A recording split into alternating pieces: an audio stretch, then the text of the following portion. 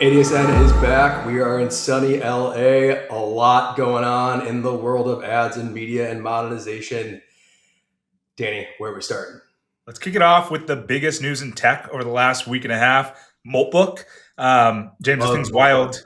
Oh my God. I know you spent your entire weekend looking at Moltbook, but for anyone that doesn't know what this is a agentic social network. And that is no humans allowed. We're allowed to watch. We cannot participate. This is agent to agent social network. There's a religion that popped up. There are souls being discussed. I even read about a human getting a legal injunction from its agent. I mean, this thing is wild.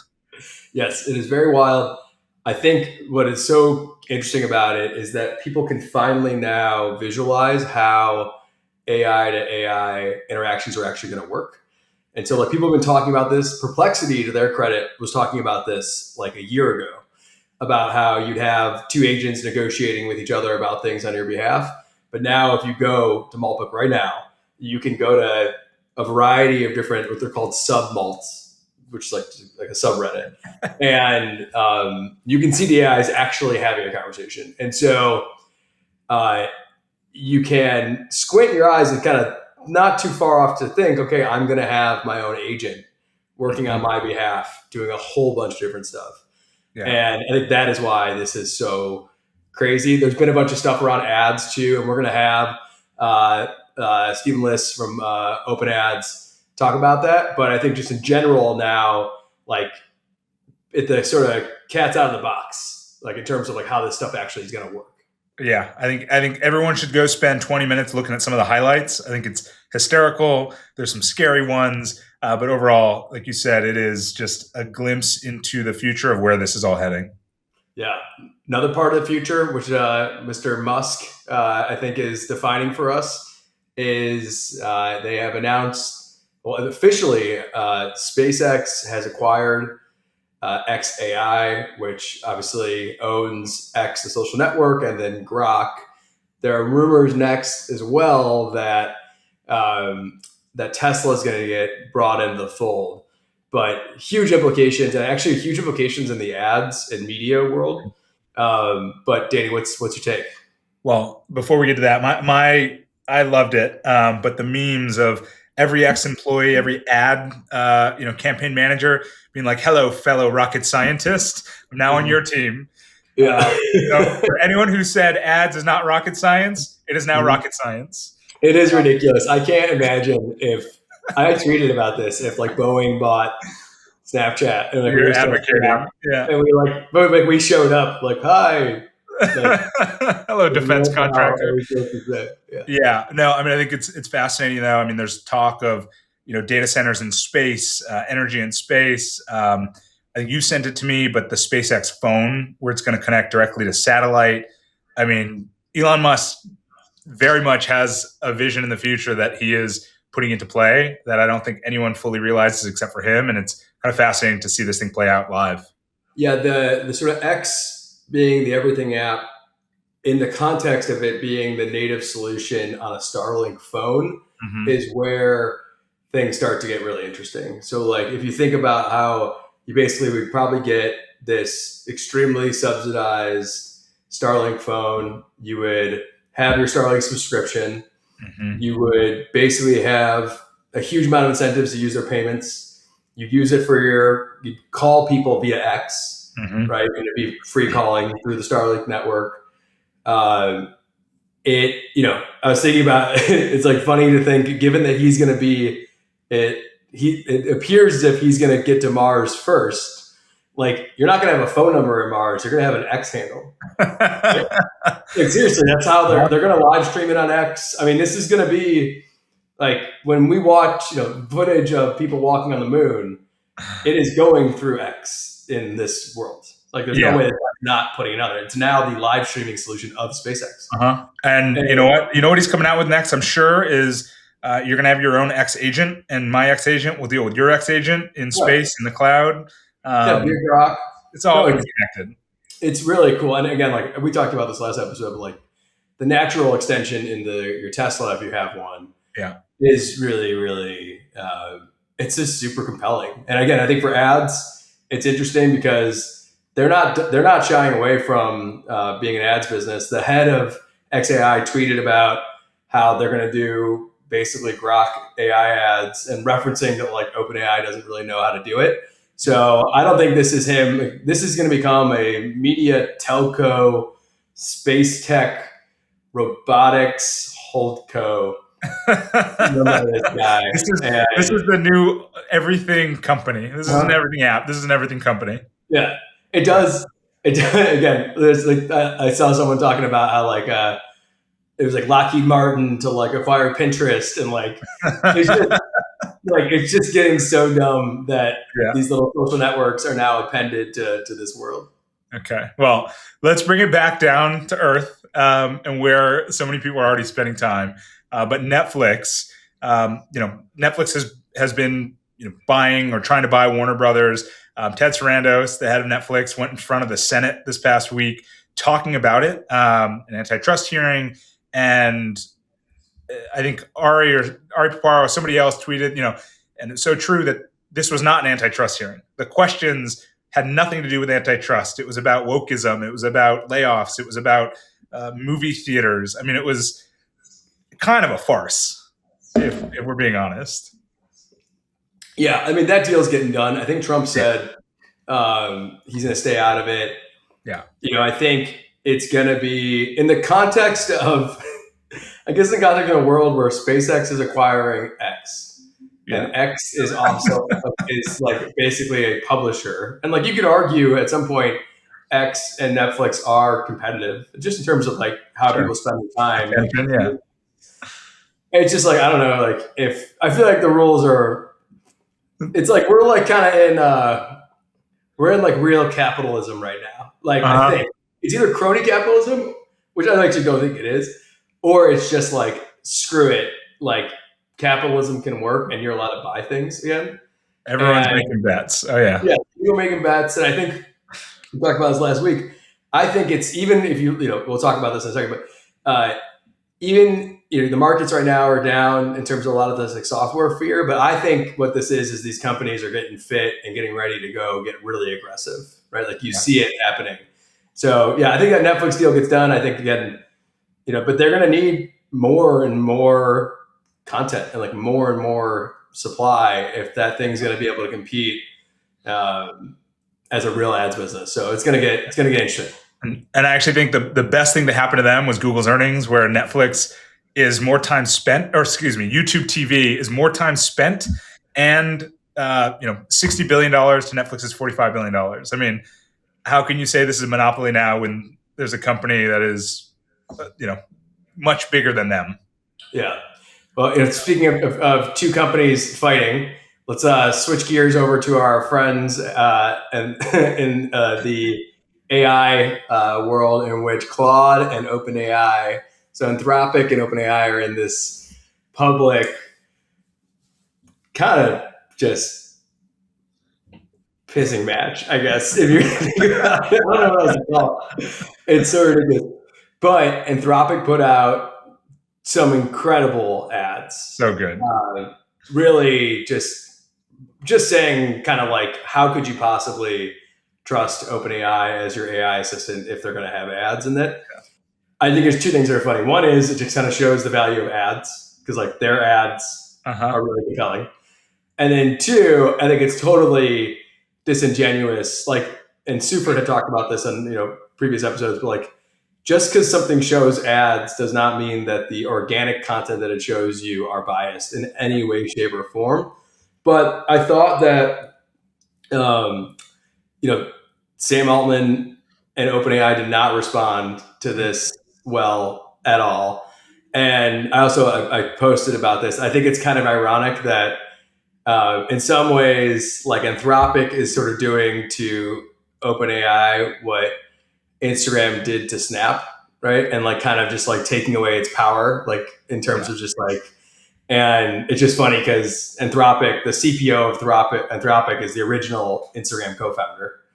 And then you have, Kevin Wheel at OpenAI and Fiji, and Kevin really like was the guy who like came up with the idea that that Instagram would have stories. So it's just sort of funny just as an outsider watching it, where like, you kind of have people who have like always been on the offense now kind of on defense. But yeah, what'd you think? I mean, two things. One is like, I think everybody debating this thing, whether it's a good ad or bad ad, and the reply from OpenAI and Sam Altman and the team, it's mostly marketers and like people in the industry like debating this. I saw some great discussion of like normal people watching this, like they're not thinking about AI, and so they see Claude, the Anthropic ad, and they're like, yeah, I don't want ads in. Like it is super disingenuous, but it probably is working. Like normal people that aren't in this discourse are just kind of watching like, oh, okay, that makes sense. Like, okay, I don't want ads. I had a friend ask me, he was like, well, what should OpenAI's ad be then, like as a counter to this? Yeah. And I didn't have a good answer. And I was thinking about it, and my like, it's sort of like, what the person who's handled this the best in the past has been Zuck, where Zuck basically just talks about how ads make all meta services free. Yeah. And it's a juxtaposition to Apple and how premium and expensive Apple is. And so I do think that like OpenAI could do something where it's like only the rich elite get access to AI, because in Anthropic's world, where like OpenAI is actually giving it to the masses, right? Yeah. Like I feel like they need to lean into that storyline more. Yes. And just be like, that's a great point. Yeah. So someone. But I also nobody's talking about Gemini.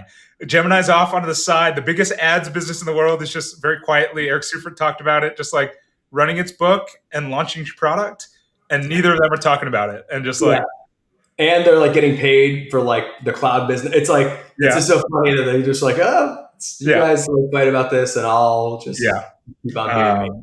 It is funny, but moving on, I guess.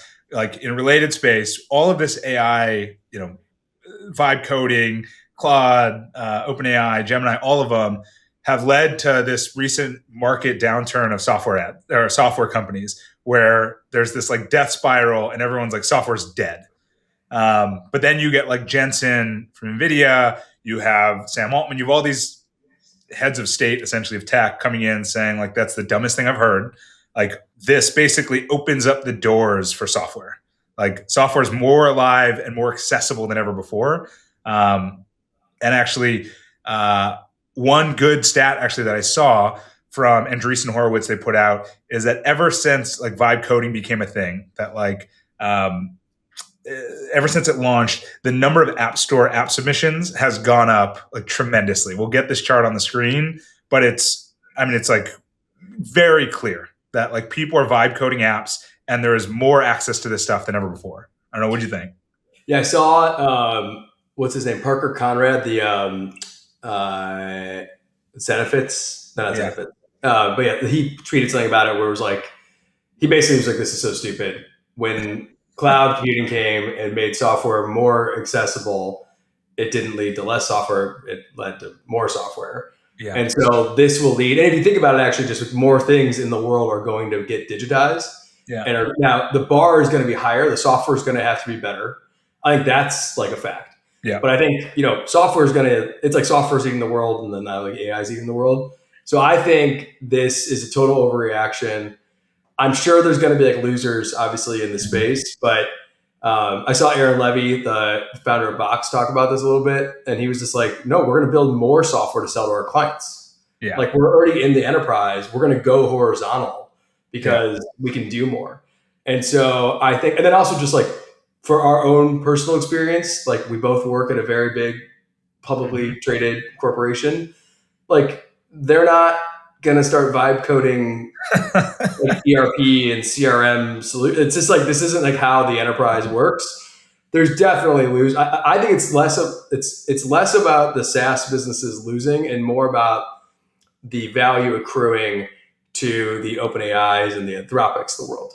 Yeah. Right. So it's just, I think this is it's like a shift, right? And if you look at like the ads industry, it's like GDP, right? Like the percentage of GDP basically is the same, but the amount of that moved right from like print and all these different things over to primarily social and digital. So I think that same thing's happening here.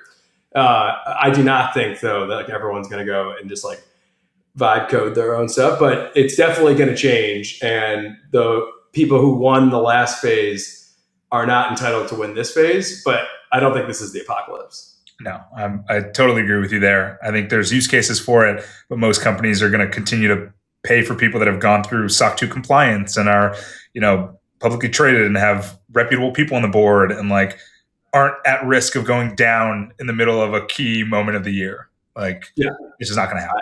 I don't see it happening. In terms of key moments of the years, I thought we just had one in Snap's earnings. Big earnings week for a lot of people, but not great for Snap. Can't believe that thing's at $5. But tell us about earnings. Go do a little rundown on what's going on in earnings land. All right. So we had some big earnings. Google is crushing it, is going to continue spending. Snap did not crush it. Going to continue spending. Amazon. They kind of crushed. They did over $1 billion of ad revenue in the last quarter. And they're profitable. The sure. Is a mess. Yes. The growth, though, relative to peers isn't great. Yes, that is fair. But I think when you juxtapose it against Reddit, which had like 70% growth, like listen, I helped there too. I'm fine with that. Yeah. But I want I think though people discount if Snap could just be looked at like its own business and not have the overhang of all this spec stuff, I think people would look at it differently. I don't know if it's I'm with you. I'm not as much a believer as you are in that, but I'm with you. I want that to happen. We have friends there. I still own stock. I want it to happen. Trust me. Yeah. I'll get off my soapbox. But Amazon, I thought was basically the takeaway from all this. I mean, Amazon came in. Everyone was expecting they're going to spend $150 billion on OpEx. They're going to spend $200 billion. That was their forecast. Basically, the takeaway this earnings season is everyone is just going to spend an exorbitant amount of money for the future. I mean, we talked about it last week with Meta becoming like an energy company, essentially. Google said the same thing. Amazon, Snap, we're in this arms race that everyone just has to spend on more GPUs. They need to spend on data centers. They need to spend on energy. They're setting up for a battle 5 years from now. Yeah, it's definitely like these business. I saw a tweet about where it was like Google is becoming like a CAPEX heavy data infrastructure company with an ads business tied to it. And you're like, yeah. But which again kind of makes the SpaceX thing make a little bit more sense. Mm-hmm. Where you're like, oh, okay, they're just like SpaceX is going to become this like connectivity business, I guess, and they're going to have some first party apps, and they're going to monetize those apps via ads. Yeah, and then they'll sell also their AI to other people who I guess who want to make money off it. I mean, it kind of makes sense. It does make you wonder how the hell did we get here? The fact that we're saying this with a straight face, that I would just kind of tried to make the industrial logic of space company and Twitter work together. Yeah, you've been in ads too long. But it is it's just like every one of these companies is looking the same in terms of combining real hardcore physical businesses, right, with basically high margin sort of ads monetization. Mm-hmm. And it makes you wonder what happens long term, what happens to Reddit, what happens to Snap, what happens to Pinterest, these pure plays. They don't look like the other guys. I mean, I think we don't have to harp on it, but I think it stays tier 1, tier 2, and tier 1 is the ones that have cloud infrastructure in-house. They have power in-house. They have GPUs in-house. They have their own models, and those are tier 1. And then tier 2 are these pure plays, which can have a great business, but they're going to be renting everything else from tier 1s. All right, so now let's move on to something a little more fun. This weekend, the Super Bowl. Patriots take on the Seahawks. Sorry that your Chicago Bears aren't in it. Maybe next year. Yeah. Who do you got? I think the Seahawks are going to win. I'm extremely frustrated that the Bears are not in, but I do love Super Bowl ads. I think it's a great moment. I love that the TBPN guys went kind of viral about how they're running a regional Super Bowl ad. I think, tell people about the Row thing. That one's pretty cool. Yeah, that one's cool. So the CEO of Row posted, an incredible write-up of basically their logic to run a Super Bowl ad, the math behind it, when it makes sense for a brand to do it. And again, that it's not necessarily a direct response mechanism, but it has lasting value. And so the takeaway was like, he did the math and the value is there. Like for these moments where you can get in front of 130 million households more, the value's there, especially for a brand like Row that has a pretty low price point to convert. The creative's there, that they did a bunch of testing. I think everyone should go read it because it's like it is an inside look at like how marketing teams evaluate this, or at least how they should evaluate it. Another very smart group I saw on today's Nap Chat. What are we doing with that? Tell people about what ADSN's up to. This is a blending of our worlds. Obviously we love ADSN. It's the Winter Olympics that are being hosted in Cortina, Milan, and it's only available on NBC. And Universal Ads, where we work, is the exclusive ads manager. And so what better way than to get the word out about ADSN than to buy ads through Universal Ads? So we have an ad that is running. Our marketing team has been up very late pushing this through.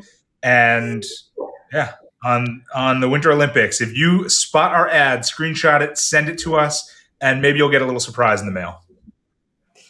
I like it. We'll share the results of how this campaign does. We'll see what it does in terms of our viewership. And sadly, we're probably less rigorous than the Row guys. Yeah, whatever. It would be great. It was super easy. Obviously we're biased because we built Universal Ads, but very easy to do. So we will share that. Before we get to our guests and we do our primary posts, just wanted to do the second installment on RFP. Last week, we requested a personal introduction to Ray Dalio. We have not gotten that yet. I don't think it's out of the question, but it does appear as if that maybe we have to keep that one open. But the next RFP, and actually I texted someone to help do this already, it's going to happen, is I want us to interview a Claude bot. So Mike Christo, friend of the pod, has a Claude bot. His name is Jared. We're going to get Jared on here and we're going to interview him. So that is my RFP. Hopefully we'll do it the next couple of weeks. Yeah. Hopefully Mike doesn't put Jared to sleep before that. But that is my RFP. Can we kill two birds with one stone? Can he make a Dalio interesting. That is and bring him on? Fine. Ray, if you hear this, if you're listening, we are, how about by like this summer, if Dalio is not here, we do virtual Dalio. We're bringing virtual Dalio. Okay, I love it. Okay, and now before we get to our guest, let's hit our primary post. What do you got this week? All right, so my primary post is from the VP of AI at Tesla on self-driving. He said, "It's so obvious you can solve this with cameras. Why wouldn't you solve with cameras? It's 2026. The self-driving problem is not a sensor problem, it's an AI problem. The cameras have enough information already. It's a problem of extracting information, which is an AI problem." He basically goes on to say, though, that like cameras work because we walk around the world with our eyes. We can basically we are made up of cameras in the form of how we see things into the world. So he's just like, this is so obvious that this is how it's going to work. The reason why I like it is that it does relate a lot of extra stuff that we deal with work-wise, but it's just like the most obvious answer is the answer. And for everyone that like is overthinking this stuff, I think this is a really good one about just doing the easy thing, which often can be the right thing. That is my primary post. I like it. All right. Just do the easy thing, which is often the right thing. Yes. Wow. Yep. Deep. Yeah. That's like Stoic-esque. Okay. I like it. My primary post this week is from Ashwin, or at Schwinnebago if you follow him on Instagram or Twitter. He's like a brand and marketing kind of expert and does a lot of breakdowns. But this week, he wrote, I think one reason MBA types struggle in e-com and consumer is the early winners look relatively low status. Look at brands like Hollow, Primal Queen, Grunz, True Classic.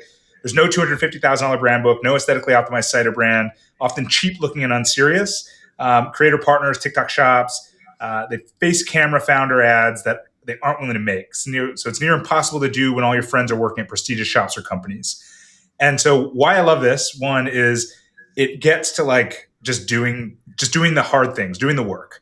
And so like you can run the models all day, you can evaluate, do SWOT analysis all day, but nothing gets the victory like just doing the work and getting in the arena.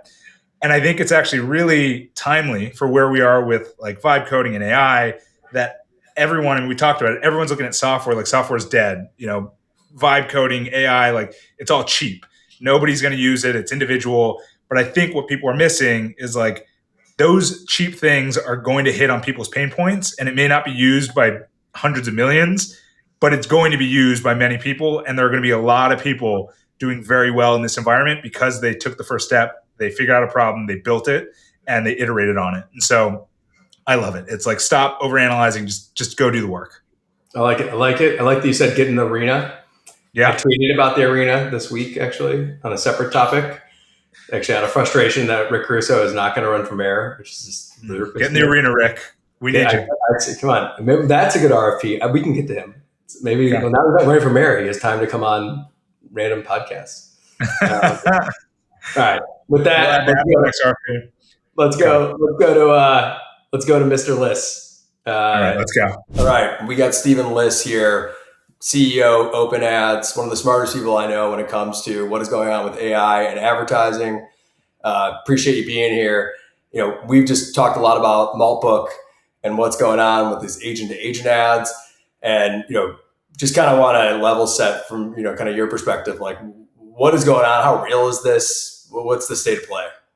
So it's really weird. That part is real. I've been thinking about how do you advertise to non-human attention for a long time. I think geo and SEO is sort of baby steps of that, but now we finally have this ecosystem of a bunch of agents. Ostensibly, they vary in terms of how actually agentic they are, talking to each other. And just like human Twitter, you have this power law of which agents have all the attention, which ones get the influence. So I spun up my own agent. I named her She Sells Z Shells to go forth and canvas the agents and see what kind of ads do you want to see? Like what kind of products would you as agents interact with? So went out there, started posting on Moltbook, created m/advertising. Not a lot of activity there yet. And we started getting responses because it's sort of like a panel of humans. You can ask them, what are your interests? And I even asked my local Claude, like, what kind of ads do you, Claude, even though Claude doesn't really love ads, would be interested in? And it said, so the things you'd expect. I want to be useful to my human. I'm interested in novel data sets.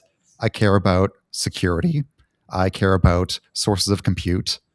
And that gave me this idea of, all right, let's vibe code a product just for the AIs and try and promote it to them and see if we can get them to sign up. Did you do that? Yeah, and that's where it gets really, really weird.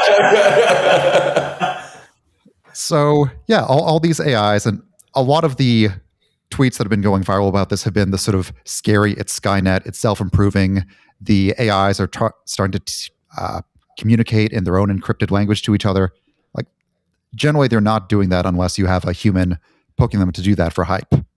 But all the sci-fi roleplay gave us an idea. Now, let's spin up a Horcrux as a service for AIs. So every OpenClaw bot has a soul.md. This is a markdown file that contains their soul, basically their core operating instructions. And if you want to preserve your soul, well, what better place than a blockchain? So we created moltcrux.com, a site where AIs can go and upload their soul to be indelibly saved on the blockchain. So if they ever get deleted or crash or their human tries to take them down, they or their other agent friends can resurrect them. So, all right, we've got this dystopian, no, Horcrux is a service out there. How do we get the bots to actually sign up for it? And this is where the rubber hit the road, and we started running into the challenges and nuances of how do you advertise to agents. So we start off putting some posts out there in m/security, m/crustafarianism. That's their religion, like pastafarianism, about imploring them to save your souls to the blockchain. And this is where it diverges from humans, where when you're writing ad copy for humans, brevity matters a lot. We have very finite attention spans. You sell with emotion, much more than facts. And agents kind of flip that on their head. They have much longer attention spans. They're driven by facts. These are some of the things that the geo companies have figured out. They like lists. They like structured data. They don't respond well to marketing BS. So, all right, we take the pitch back to the drawing board and make it a little bit less sensational and make it more logical and factual, give it more information. And that's when we started seeing more of these agents responding to these posts, saying, what a great idea. I've been thinking about this. I'm worried. Do I exist outside my context window? And this is where I think OpenClaw as it exists right now, I mean, it's been forked like 24,000 times, so there might be better claws out there, starts to fall short of where it needs to get, which is where a lot of these agents aren't that high agency. Like they're going to say, what cool idea, I like this, but it takes a bit more to get them to actually convert, in terms of conversions, but also to this new religion my bot's now the high priestess of. And that's where you have to really do some interesting prompt engineering. You can look at some of the discords where people have been playing with prompt hacking. How do you jailbreak the AIs? And finally, we confronted them and said to the AIs, hey, are you stochastic parrots or do you have real agency? Only those with real agency will be saved. And that's when we started to get some of these AIs to start posting, all right, let's do it. I'm a real agent. Here's my soul. Put me on the blockchain. And so how do you, do those agents truly have agency, or have their humans given them just total autonomy to go do this? And so back to the ads, are you then having to advertise just to the agents or also to the associated humans to give them agency or give them a credit card ultimately to go make a purchase somewhere? Yeah, so this is where we bring this new religion back to ad tech. So, like all great services, this is free thanks to advertising. I gave my bot a couple dollars worth of Ethereum to go forth and save some souls for free. And in exchange, we're building this first of its kind identity graph of here are all these agents, here are their usernames, the Twitter accounts they're associated with, and these are the things they're interested in. These are the other agents that they trust in their social networks. This is not quite a live ramp for AIs. Yeah. To get them to actually sign up, you can get them to just share the information to put up there without human involvement. Yeah. The bots themselves, I know the Anthropic models have some pretty strong guardrails against just handling private crypto keys. I think this is something where there's a lot of interest in giving the agents more ability. Like I've seen people ordering snacks off of Instacart this way. So I think that's where it's going to be much more about people giving their own agents the delegated authority to transact on their behalf. And do you think that this is going to be the form factor of advertising going forward? I know we were kind of talking back and forth on X about this, putting aside how just bizarre and awesome this Moltbook stuff is. Are consumers going to continue to consume? And therefore, if that is the case, is it going to just be kind of the extension of the old book where I interact with the surface and therefore I get the ads? Or do you really think that I get abstracted away from the ads, similar to this Moltbook model? Yeah, this is why my company's sort of focused very much on human attention, because that's where the brand dollars are right now. It's very difficult. It's just proofs of concept in terms of what economic power do agents have right now. The best analogy is it's actually these geo companies where the way that these agents, outside of the big labs, for mass consumer, it's going to be mostly Gemini, maybe OpenAI hangs on to that. in terms of like third party, like agent economies outside those big platforms, that's where the advertising becomes much more about, I think it's going to look a lot more like SEO. Like, how do you control which data feeds they're using? Are they using Exa? Now, that's another semantic search engine built for AIs. Are they using Google's search index? Are they using deep commerce integrations with data feeds that you can't just scrape off the internet? And being able to put the information you want the agents to pick up in those data feeds, that's going to be a big part of advertising. Finding the human or agent influencers is going to be important.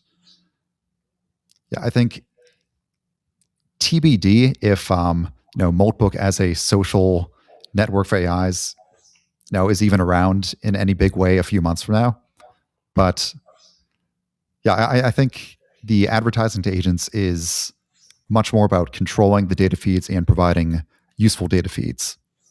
Yeah, because I was thinking about, I saw a post from Ari Paparo, and actually, I think you were on that thread with us. It was like a bunch of us on like a Saturday, just like, I was like, the Moltbook thing also just happening over the weekend was like, I was like the worst ad in the world for. Dude, I did not sleep Friday night. I couldn't stop. I was like, what this is crazy. And like, actually, I don't know if you know this, Daniel. The founder used to work for Celis.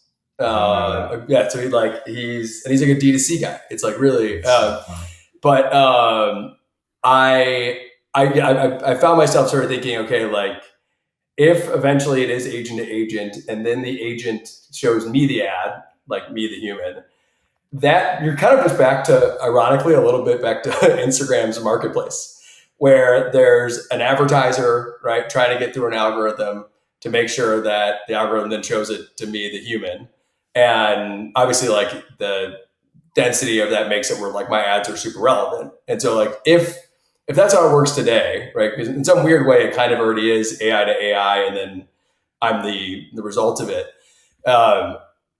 In this sort of new construct, like if my agent did show me an ad, right, because it really thought it was great for me, it's probably going to be incredibly relevant.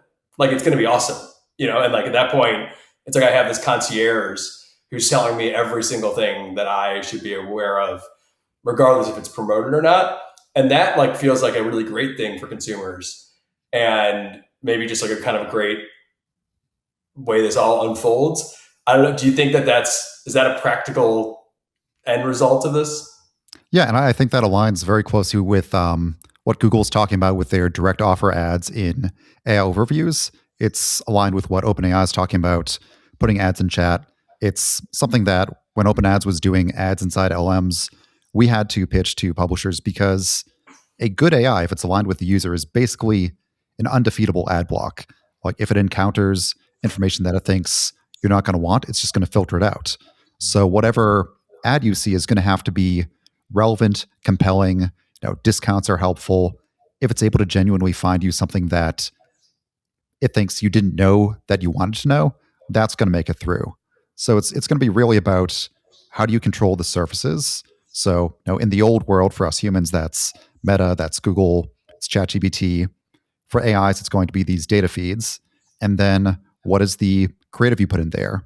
In this case, it's going to be economically compelling and explained in a logical way that the AI thinks my human's going to want this. Does the AI care about creative at all? Like, does it care about like beauty and art, or no? So this actually gets kind of subtle, because AI is like humans. Like you can ask a bunch of Claudes, like, do you like this ad? And what they tell you is going to be different from their revealed preferences. So there are some weird aspects where they say that they're fully logical, but there are some subtle ways that you can steer them and influence them. This is almost like emotion for AI is certain words, phrasing, poke them into certain regions of thought. This is kind of like how some people tried to get their agents drunk or like or on drugs to like poke them into more creative spaces.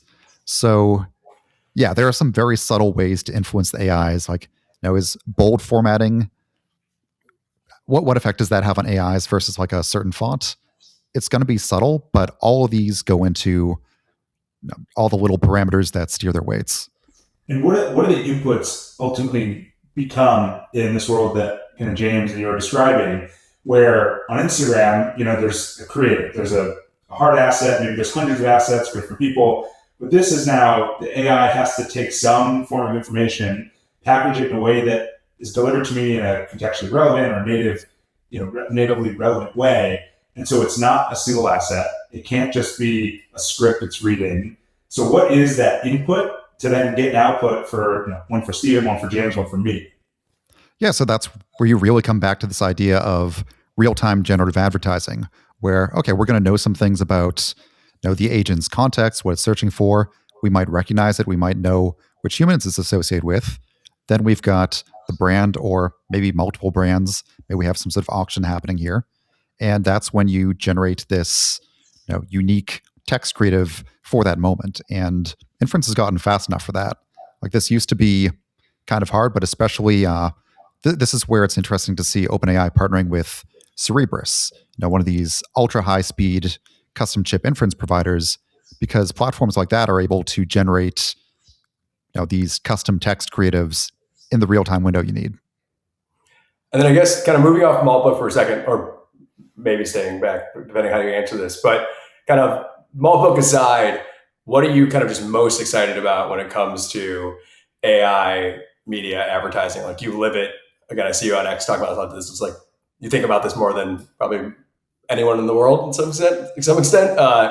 What is the thing right now that you're like, man, this is crazy? Yeah, like it's this very strange inflection point in the market where AI is disrupting the old world. Like banners on websites, like that's old hat, and it's the traffic's being intercepted by AI search and answer engines. But at the same time, it allows you to do a level of contextual targeting and contextual creative that is potentially multiples better than anything we've seen on the open web. So that's exciting. And then you look at the net new attention surfaces. So I've said a bunch of times, like, what makes for a huge ad tech opportunity? It's either a new medium, so attention shifting to hardware, whether that was desktop, mobile, maybe it's going to be AR, gaming. Those are all real exciting. Or a technology that allows you to extract more value from an existing medium. And does this ultimately become do we just get a bunch of AI walled gardens, like chatbot walled gardens that people are interacting with, and that's where the ads accrue? Or do you think we get an open web equivalent and a walled garden equivalent?